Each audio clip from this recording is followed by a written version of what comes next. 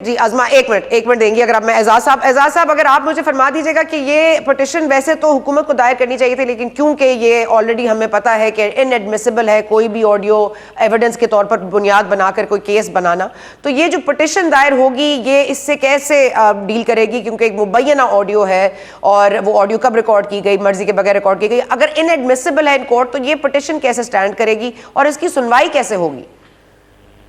देखिए सना, इसके ना तीन पहलू हैं। पहली बात तो यह है कि अगर किसी ऑडियो की तस्दीक उस ऑडियो के एक्टर्स कर रहे हैं तो फिर तो उसकी एक वैलिडिटी बन जाती है। लेकिन अगर ऑडियो की तस्दीक ना उस ऑडियो के अंदर जो बोल रहे हैं प्लेयर्स ना वो कर रहे हैं और ना उसका रिकॉर्ड करने वाला कोई सामने है, तो फिर वो इनएडमिसिबल ही होती है। वैसे कानूनी तौर पे जब तक ऑडियो रिकॉर्ड करने वाला सामने ना आए, जब तक ये ना पता चले कि ये रिकॉर्डिंग किसने किया, किस मकसद के लिए किया, तब तक उसकी एडमिसिबिलिटी लीगली वो क्वेश्चन नहीं रहती है।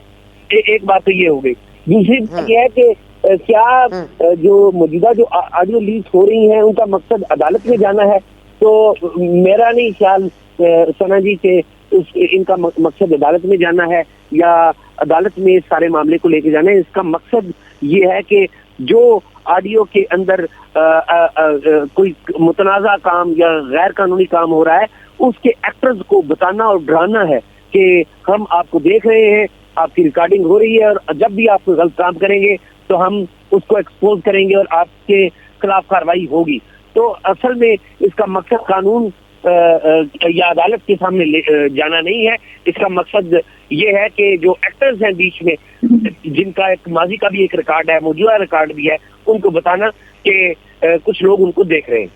ठीक है अज़मा, अब आपके पास ऑप्शंस क्या रह गई हैं? कि अपराइट आदमी अब कम ही रह गए हैं इस मुल्क में, आपके पास क्या ऑप्शन है? और जाहिर है कि इस वक्त आपको पता है फवाद चौधरी साहब भी कह रहे हैं कि वो जो इस्तीफे मुअत्तल हो गए हैं, जो फैसला आ गया है उसके हवाले से ये तो वापस आ रहे हैं, कह रहे हैं लीडर ऑफ द अपोजिशन भी हमें बनाए, फिर हम पहले नैब का चेयरमैन लगाएंगे, फिर इलेक्शन कमीशन का चेयरमैन लगाएंगे। वो तो मुतालबा कर रहे हैं सिकंदर राजा सुल्तान साहब से भी। आई थिंक वो मतलब जो सुल्तान है वो कॉमन है नाम में, तो इसलिए चाह रहे हैं शायद वो भी इस्तीफा दे दें।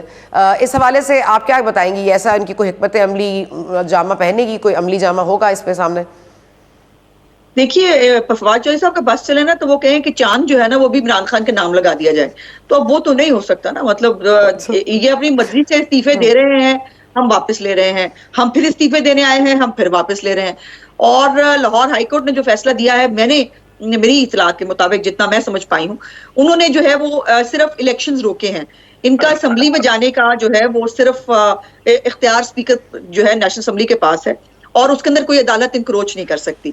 लेकिन ये देखिए, अगर ये तरीकाकार है कि आप जो है वो बुली करें, आप लोगों को धमकाएं और धमकाने के बाद अपनी मर्जी के फैसले भी लें और अपनी मर्जी की जो है वो सियासत करें, तो ऐसा तो नहीं होता। हर इदारा जो है वो इनके सामने सरेंडर नहीं कर सकता। और इस मुल्क में अपराइट बंदा सिर्फ वो है सना बीबी जो इमरान खान के कहे हुए को आइन और कानून मान ले और जो इमरान खान को जो है सादिक और अमीन डिक्लेयर कर दे उसके फेक एनओसी पे बने हुए 300 कनाल के बनी गाला के ऊपर भी।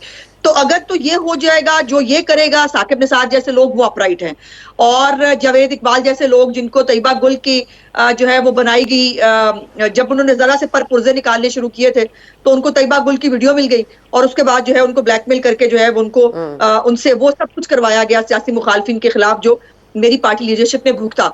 तो सिर्फ इस मुल्क में अज़मा सॉरी वक्त की कमी है, मैं जल्दी से चाहूंगी हम पॉइंट पे आ जाएं अज़मा, क्योंकि एक और बड़ी इंपॉर्टेंट डेवलपमेंट हुई है। क्योंकि आपने देख लिया अदलिया में भी एक वाज़े तौर पर अब एक डिवीजन नजर आ रही है। पाकिस्तान बार काउंसिल एक पिटीशन दायर करने जा रहे हैं, जाहिर है वो जस्टिस काजी फायज ईसा के हवाले से भी गुफ्तगू हुई, जो ये मुबैना ऑडियो लीक हुई है उस पर भी बात हुई।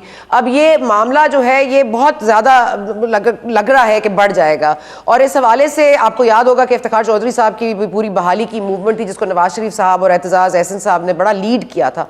इस वक्त हुकूमत क्या पोजीशन लेगी, किसको सपोर्ट करेगी? क्योंकि अब जाहिर है वाज़े डिवीजन नजर आ रही है। जजेस साहिबान के हवाले से बात करेंगे या आपको लगता है कि बार काउंसिल के साथ साथ देंगी? नहीं, देखिए इसमें ऐसा ना साइड लेने की बात नहीं है।